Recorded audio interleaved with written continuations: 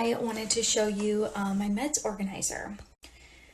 So this is the Fertility Caddy from MyVitro, and basically all of my meds are just in here, of course, other than my Follistim. It's hard to open with one hand. Follistim, which needs to be refrigerated, and my human growth hormone.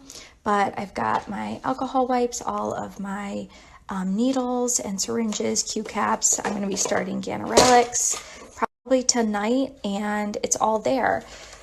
So I have been loving this, and it also came with this little like placemat thing. Got my calendar in there. This was so cute, they sent.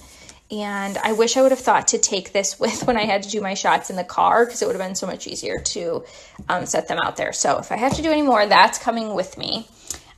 And also got, if you saw my videos, that was their ice pack that I was using. I always use ice before any of my shots just to kind of like numb the skin. So I have been loving that.